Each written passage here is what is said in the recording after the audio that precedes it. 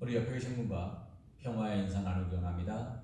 샬롬, 주님의 평안을 빕니다. 2020년 9월 23일 수요 예배를 이 시간 하나님 앞에 신령과 진정으로 드리기 원합니다. 다 함께 사도신경 하심으로 신앙 고백 드리시겠습니다. 나는 전능하신 아버지 하나님 천지의 창조주를 믿습니다. 나는 그의 유일하신 아들 우리 주 예수 그리스도를 믿습니다. 그는 성령으로 잉태되어 동정녀 마리아에게 나시고 본디오 빌라도에게 고난을 받아 십자가에 못 박혀 죽으시고 장사된 지 사흘 만에 죽은 자 가운데서 다시 살아나셨으며 하늘에 오르시어 전능하신 아버지 하나님 우편에 앉아 계시다가 거기로부터 살아있는 자와 죽은 자를 심판하러 오십니다. 나는 성령을 믿으며 거룩한 공교회와 성도의 교제와 죄를 용서받는 것과 몸의 부활과 영생을 믿습니다. 아멘. 우리 찬송가 369장 죄짐 맡은 우리 구주 찬송하신 후에 주의 말씀 은혜 나누는 시간 갖기 원합니다. 죄짐 맡은 우리 구주 어찌 좋은 친구인지 걱정 근심 무거운지 우리 주께 맡기세. 주께 고함 없는 고로 복을 받지 못하네. 사람들이 어찌하여 아랠 줄을 모를까. 시험 걱정 모든 괴로 없는 사람 누군가. 부질없이 낙심 말고 기도드려 아뢰세. 이런 진실하신 친구 찾아볼 수 있을까. 우리 약함하시오니 어찌 아니하릴까. 근심 걱정 무거운지 아니 진자 누군가. 피난처는 우리 예수 주께 기도드리세. 세상 친구 멸시하고 너를 조롱하여도 예수 품에 안기어서 참된 위로 받겠네. 아멘.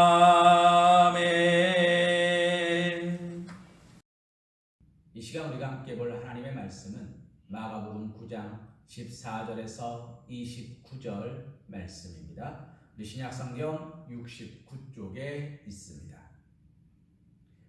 이에 그들이 제자들에게 와서 보니 큰 무리가 그들을 둘러싸고 서기관들이 그들과 더불어 변론하고 있더라. 온 무리가 곧 예수를 보고 매우 놀라며 달려와 운안하거늘 예수께서 물으시되 너희가 무엇을 그들과 변론하느냐. 무리 중에 하나가 대답하되 선생님, 말 못하게 귀신 들린 내 아들을 선생님께 데려왔나이다. 귀신이 어디서든지 그를 잡으면 거꾸러져 거품을 흘리며 이를 깔며 그리고 파리에 지는지라. 내가 선생님의 제자들에게 내쫓아 달라 하였으나 그들이 능히 하지 못하더이다. 대답하여 이르시되 믿음이 없는 세대여, 내가 얼마나 너희와 함께 있으며 얼마나 너희에게 참으리요. 그를 내게로 데려오라 하시매 이에 데리고 오니 귀신이 예수를 보고 곧 그 아이로 심히 경련을 일으키게 하는지라. 그가 땅에 엎드려져 구르며 거품을 흘리더라. 예수께서 그 아버지에게 물으시되 언제부터 이렇게 되었느냐 하시니 이르되 어릴 때부터이니이다. 귀신이 그를 죽이려고 불과 물에 자주 던졌나이다. 그러나 무엇을 하실 수 있거든 우리를 불쌍히 여기사 도와주옵소서.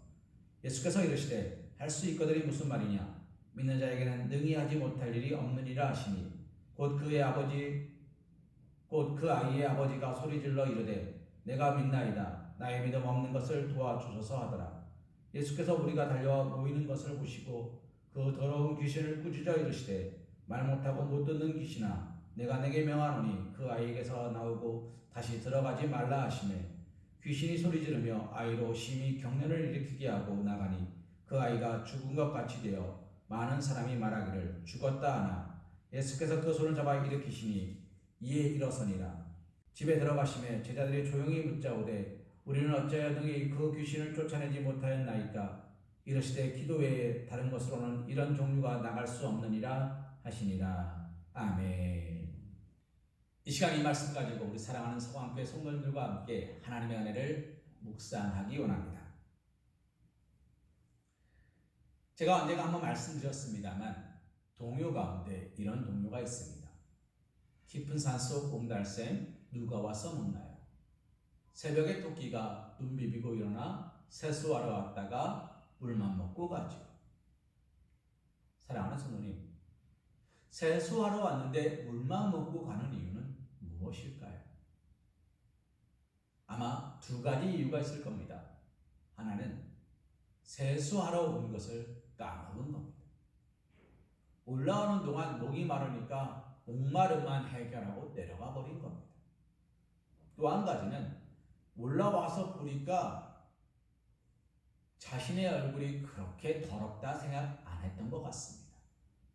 굳이 세수할 필요를 못 느꼈던 걸 수 있습니다. 그러나 중요한 것은 토끼가 하고자 했던 목적과는 상관없는 행동만 하고 내려갔다는 겁니다. 사랑하는 성도님, 오늘 우리는 이 시간 예배를 드립니다. 함께 모여 예배하지 못하지만 영상으로나마 핸드폰을 켜서 예배를 드리고 계시는 우리 성도님들의 마음은 어떤 마음이십니까?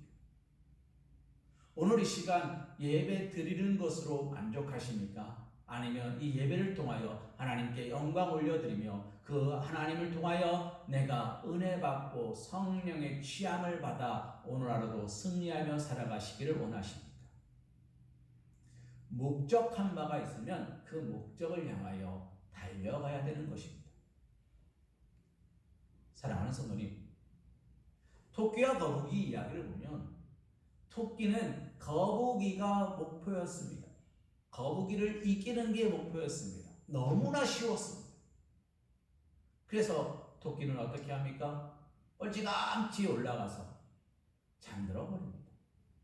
거북이가 올라오면 그때 또 빨리 뛰어가면 되기 때문입니다. 그러나 거북이는 토끼를 이기는 게 목적이 아니었습니다. 그의 목적은 목적지 저 언덕 위에 있는 나무에 도착하는 것이었습니다. 그래서 토끼가 잠들어 있든지 토끼가 나보다 빨리 달리든지 그는 주변 환경을 신경 쓰지 않고 오로지 목적지를 향하여 끊임없이 달려갑니다. 오늘 우리는 하나님께 예배하는 목적을 잃어버리시지 않았는지 이 시간 함께 묵상하기 원합니다. 아버지가 아이를 데리고 예수님 앞에 나왔습니다. 왜 왔습니까? 어려서부터 귀신 들려서 이 아이를 자꾸만 죽이려 하는 그 귀신을 치료할 수 있는 분, 치유하실 수 있는 분이 예수 그리스도라고 그는 믿으며 나온 것입니다. 예수님께서 우리 아이를, 내 아이를 품에 안고 기도해 주시면 이 아이는 깨끗해질 것입니다 라는 믿음을 갖고 왔습니다. 목적을 가지고 왔습니다. 그런데 어떻습니까? 예수님은 그 자리에 계시지 않았습니다. 사랑하는 성도님, 그러나 예수님은 그 자리에 오실 것입니다. 기다리면 되는데 이 아버지는 기다리지 못합니다. 제자들에게 요청한 것 같습니다. 오늘 말씀에 보면 제자들에게 요청을 했습니다. 치유해달라.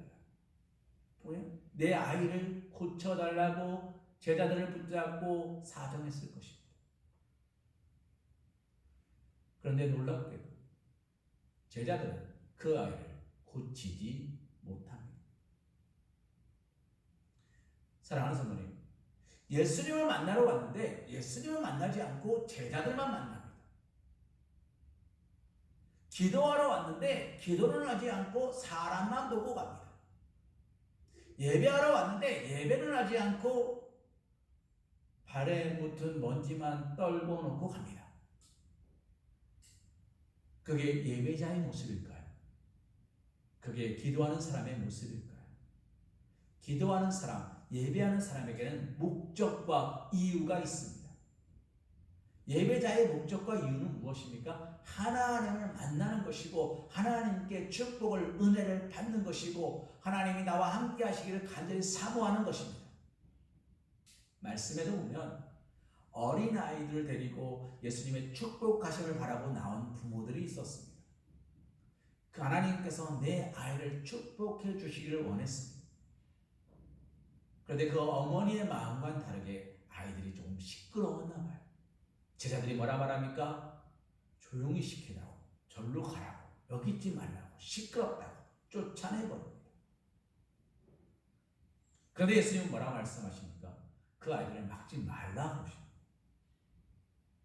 어린아이를 챙겨서 데리고 나올 수 있는 그 믿음을 예수님은 어떻게 보신 겁니까? 기뻐 받으신 겁니다. 그 아이를 예수님께서 축복해 주시기를 사모하는 그 마음을 예수님은 어떻게 받으신 겁니까? 기쁘게 받으신 겁니다. 그 아이의 믿음을 보신 게 아니라 그 아이를 데리고 나오는 그 어머니의 믿음을 보시고 하나님은 그 아이를 품에 안으시고 축복하셨습니다. 사랑하는 성도님, 오늘 말씀도 마찬가지입니다. 이 아버지가 예수님의 제자를 만났습니다. 예수님을 만난 것은 아닙니다. 그런데 이 아버지의 믿음은 어떻게 됩니까? 무너져 내려버렸습니다.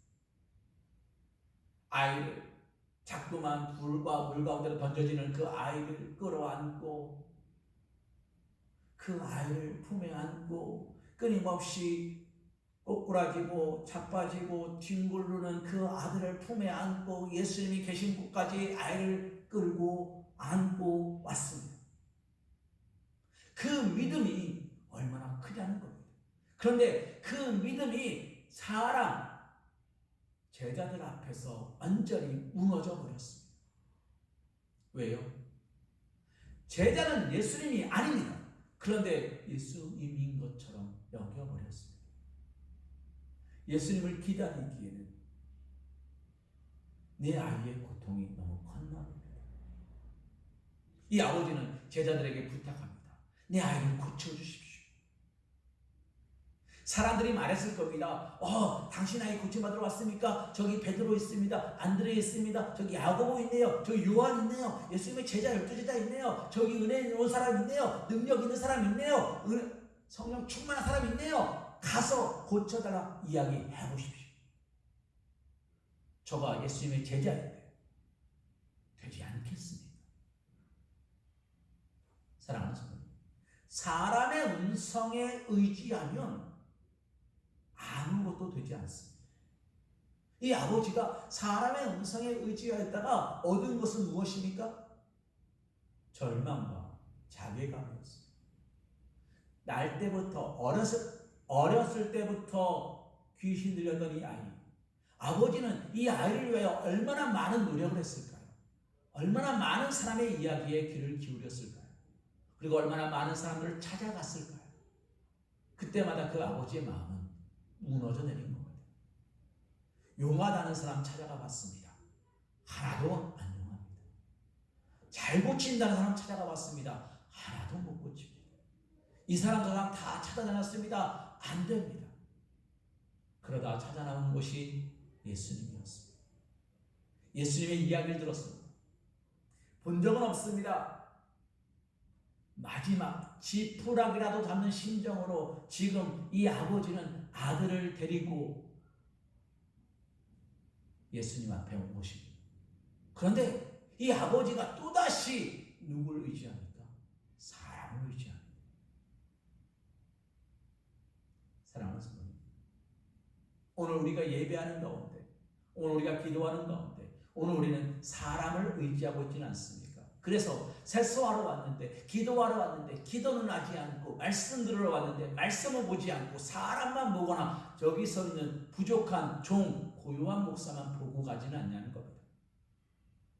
하나님을 보고 오셨으면 하나님을 보십시오. 은혜 받으러 오셨으면 은혜 달라고 주실 때까지 기도하십시오.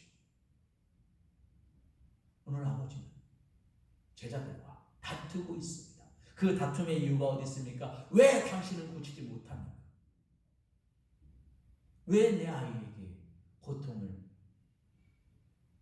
왜 내 아이에게, 왜 내 아이의 고통을 해결하지 못합니까?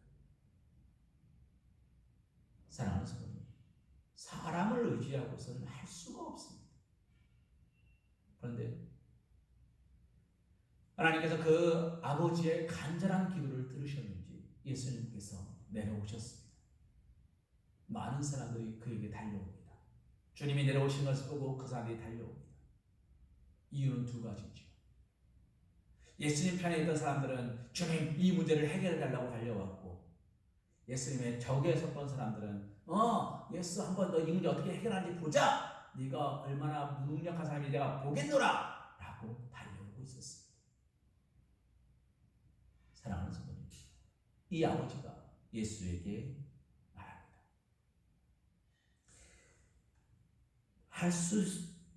이 아버지가, 사랑하는 성도님, 이 아버지가 예수님에게 말합니다.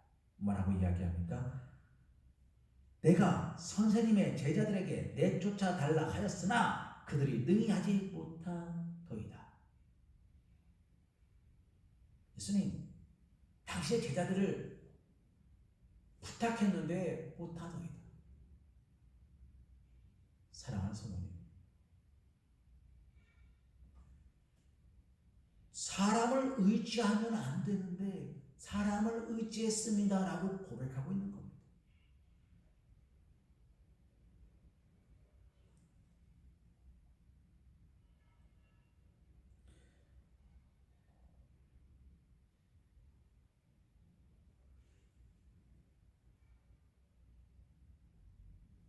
사랑하는 성도님, 사람을 의지하면 안 됩니다. 그런데 지 아버지는 제자들을 의지한 겁니다. 그런데 놀랍게도요, 제자들 또한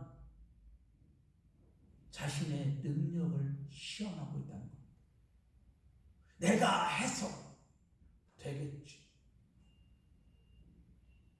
내가 해서 안 되는 것은 당신의 믿음 없습니다.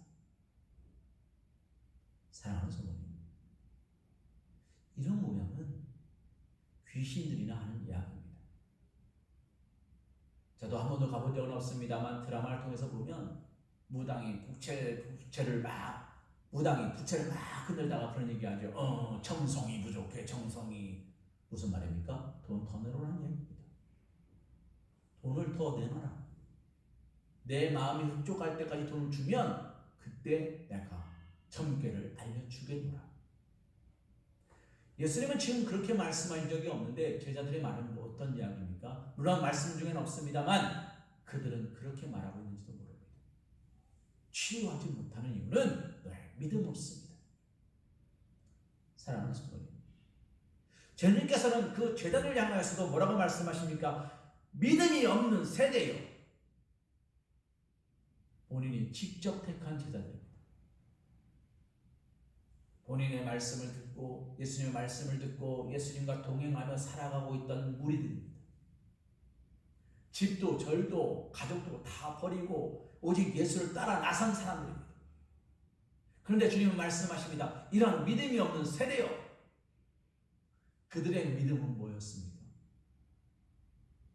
사랑하는 성도님, 주님과 함께 있을 때에 내가 은혜롭고 내가 주님에 붙어 있을 때에 열매 맺는다는 것을 그들이 잊어버렸다는 것.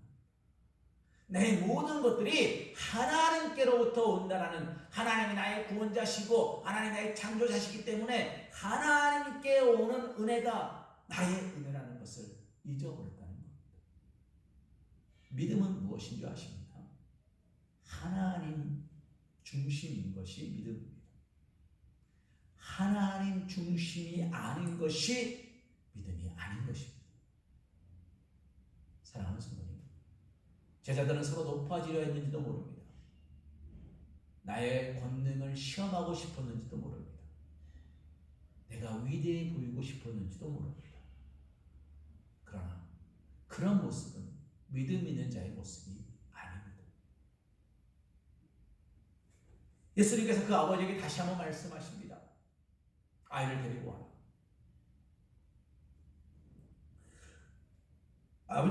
예수님께서 그 아버지에게 물었습니다. 이 아이가 언제부터 이랬냐? 벌써부터입니다.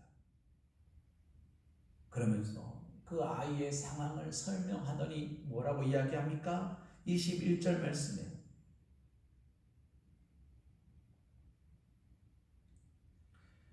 그 아이의 상황을 설명하더니 아버지가 뭐라고 이야기합니까? 22절 말씀에 그러나 무엇을 하실 수 있거든. 그러나 무엇을 하실 수 있거든. 사랑하는 성도님, 그러나가 무슨 말입니까? 기대하지 않습니다. 기대하지 않습니다. 그런데 만약에 뭐라도 할 수 있거든. 여기까지 왔으니까 할 수 있거든. 뭐 좀 해주세요. 라고 이야기하고 있는 것입니다. 사랑하는 성도님, 그 아버지의 무너진 마음 앞에서 주님이 뭐라 말씀하는지 아십니까? 그 마음을 위로하십니까? 그 마음을 강건하게 하십니까? 아니요. 주님은 오히려 그 아버지를 책망하십니다. 할 수 있거든요. 무슨 말이냐? 믿는 자에게 능치 못함이 없느니라.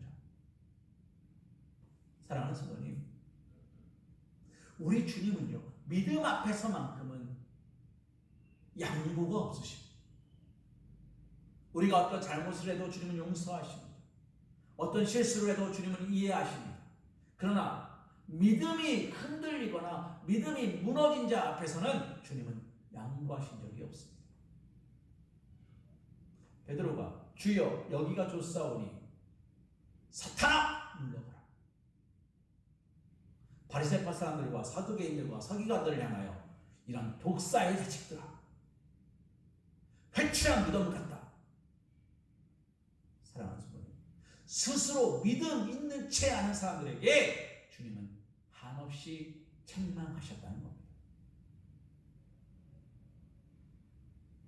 도마가 예수님이 부활하셨다는 이야기를 듣고 믿지 못하니까 주님이 도마에게 나타나서 말씀하십니다. 못자국에 손가락을 넣어보고 창자국에 손을 넣어봐라. 그리고 믿지 못하는 자가 되지 말고 믿는 자가 되라. 사랑하는 성도님, 이 얼마나 부끄러운 상황입니까? 제자였는데 믿지 못하는 거예요. 제자였는데 하지 못하는 거예요. 그 부끄러움 앞에서 제자들은 지금 열띤 토론으로 서로가 서로의 잘못이라고 떠넘기고 있는 겁니다. 그래서 주님은 화가 나셨습니다. 제자들 향하여 이런 믿음이 없는 것들아, 그리고 할 수만 있거든요라고 말하는 아버지를 향하여 할 수 있거든이 무슨 말이냐? 믿는 자에게 능치 못함이 없다 라고 말씀하시며 책망하십니다. 그런데 놀랍게도요, 이 아버지가 뭐라고 고백합니까? 소리질러 이르되 내가 믿나이다. 나의 믿음 없는 것을 도와주소서 합니다. 그가 나의 믿음 없음을 고백합니다. 나의 믿음이 무너졌다는 것을 고백합니다. 내가 하나님 보러 왔는데 하나님이 아니라 또 사람을 봤습니다. 하나님, 나는 이렇게 연약한 자입니다. 부족한 자입니다. 고백합니다. 그런데 이 고백 위에 주님이 어떻게 하십니까? 흔들리는 믿음을 붙잡아 주십니다. 겨자씨만한 믿음만 있어도 이 산을 들어 저리로 옮깁니다. 사랑하는 성도님, 커다란 믿음이 좋은 것이 아니라 믿음이 있느냐 없느냐입니다. 믿음은 크다 작다의 문제가 아닙니다. 믿음은 있느냐 없느냐입니다. 사랑은 큰 사랑과 작은 사랑이 있지 않습니다. 사랑하면 다 주고 싶어집니다. 미워하면 다 빼앗고 싶어집니다. 예수님께서는 겨자씨만한 믿음이라고 말씀하시지만 내 안에 믿음이 있기만 하면 다 된다라고 이야기하시는 겁니다. 오늘 아버지는 이렇게 고백합니다. 주여 내가 믿나이다. 나의 믿음 없음을 도와주소서. 이 아버지의 기도가 어떻게 됩니까? 하나님께서 이 아버지를 도와주십니다. 그의 믿음을 굳건하게 하십니다. 그리고 그의 아들을 치유하십니다. 사랑하는 성도님, 말씀을 정리합니다. 오늘 우리는 이 예배를 통하여 예수님을 만나야 되는 거지. 오늘 이 시간 내가 예배 드렸다라는 것으로 내 믿음을 지켜가는 자가 되어서는 안 됩니다.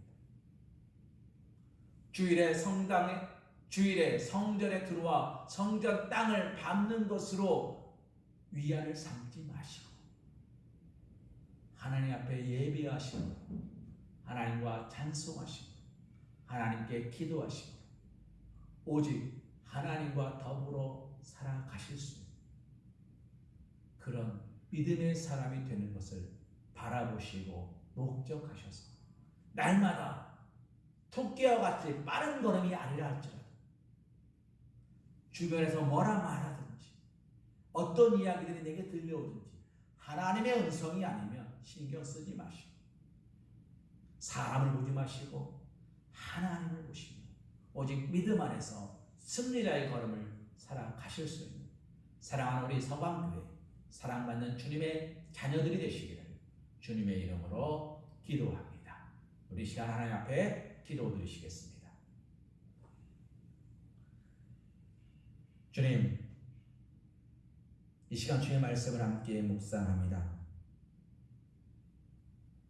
아버지 하나님, 세상을 살아가다 보면 여러 가지 문제들과 환난과 역경을 만나는데 주님, 그때마다 우리는 세상 이야기에 귀를 기울일 때가 있나이다. 세상 이야기가 나에게 너무나 달콤하게 들려올 때가 있나이다. 하나님의 성전은 너무나 멀리 보이고 말씀을 묵상하기에도 너무 내 영혼이 지친 것 같이 느껴질 때 마치 선악과 하나만 먹으면 하나님처럼 될 수 있다는 뱀의 음성처럼 달콤한 이야기들이 내 귓가에 들려올 때 아버지 하나님, 우리가 그런 유혹에 넘어지지 않도록 우리의 눈이 주님을 사랑할 수 있도록 인도하여 주시옵소서. 아버지 하나님, 우리가 주님을 사랑하기에 주님과 동행하는 것을 기뻐하고 어느 곳에 있든지 주님과 함께 있는 것을 즐거워하는 자 되기 원하오니 주여 아버지 하나님, 우리의 삶 속에 오직 하나님만이 주인공 될 수 있도록 함께하여 주시옵소서. 주님, 우리는 부족합니다. 주님, 사람에 실망하고 사람에 기뻐하고 사람에 아쉬워하고 사람 때문에 상처받고 사람 때문에 낙심합니다. 그러나 주님, 그런 나를 언제나 따뜻한 마음으로 언제나 따뜻한 손길로 언제나 따뜻한 눈길로 바라보시는 우리 주님을 보기 원합니다. 있는 모습 그대로 나약한 자는 나약한 대로 부족한 자는 부족한 대로 하나님 앞에 나아갈 때 도우시고 축복하시는 우리 아버지 하나님의 크신 사랑 앞에 용서하심과 회복하심과 강건케 하심을 믿사오니 아버지 하나님, 우리 사랑하는 성악계 성도들 모두를 주님 품에 안아 주옵시고 날마다 동행하여 주셔서 자라나거나 치우치지 않는 믿음의 복된 일꾼 될 수 있도록 주님 함께하여 주시옵소서. 이제는 우리 주 예수 그리스도의 크신 은혜와 극진하신 사랑하심과 성령의 맺어지고 동감화 감동 역사하심이 오늘도 하나님 앞에서 오늘도 하나님 품 안에서 오늘도 주님과 동행하며 살기로 결단하는 사랑하는 서방교 성도들 머리 위에 일터 위에 가정 위에 사랑하는 자녀들 위에 주님의 크고 놀라우신 사랑하심과 축복하심과 동행하심이 영원토록 함께하여 주실 것을 간절히 축원하옵나이다. 아멘.